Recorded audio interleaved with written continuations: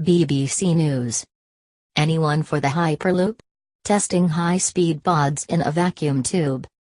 Guys, this is getting awkward, billionaire Elon Musk told a group of students from Switzerland as they struggled to control their Hyperloop pod.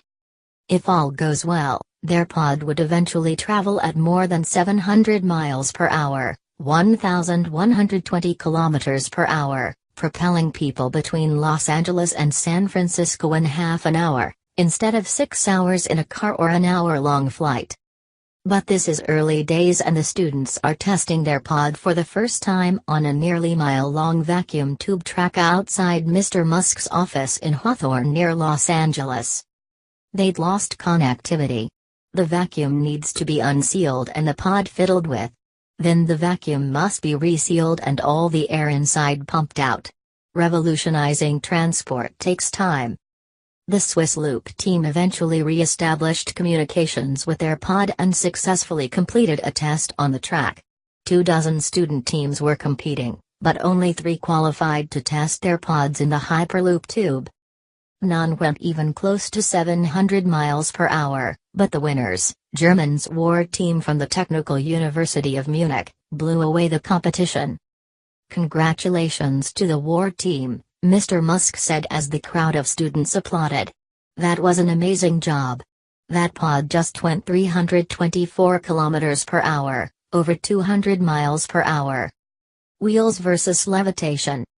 Mr. Musk is the entrepreneur who created Tesla electric cars and SpaceX, which has a contract with NASA.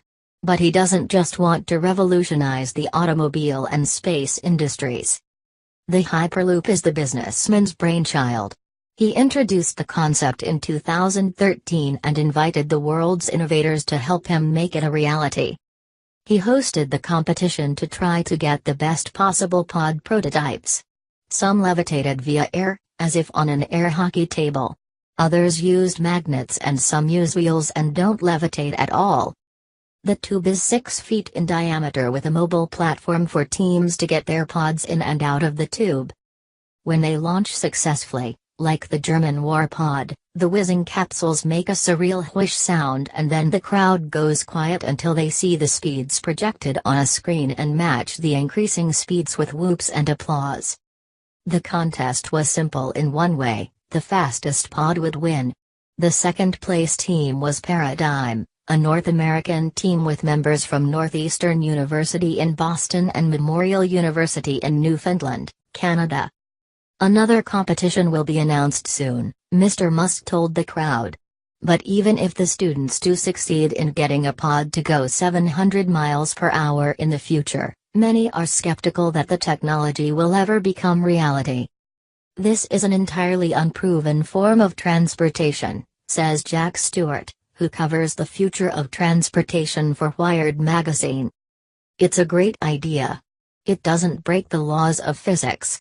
The students here have proven that. But imagine trying to scale this up. Trying to build these tubes to fire these pods down. We can barely even build decent high-speed rail systems between major cities. Future shock."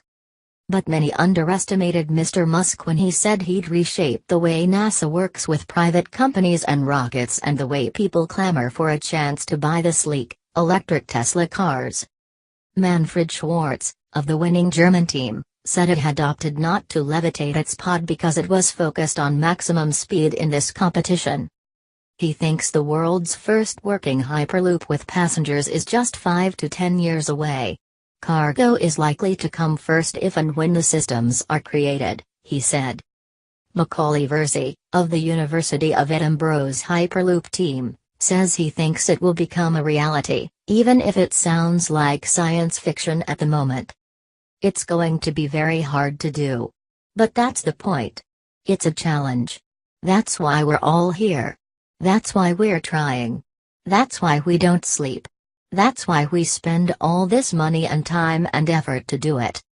Mr. Musk says the Hyperloop would improve people's lives and open up the world. He spends a lot of time in traffic in Los Angeles, an experience that can even leave optimists feeling hopeless. "It's exciting. It's inspiring for the future," he told students. The reason I love these things is because it makes me excited to wake up in the morning. And you need these things. There's a lot of problems in the world, but if we don't have things that inspire us, what's the point of living?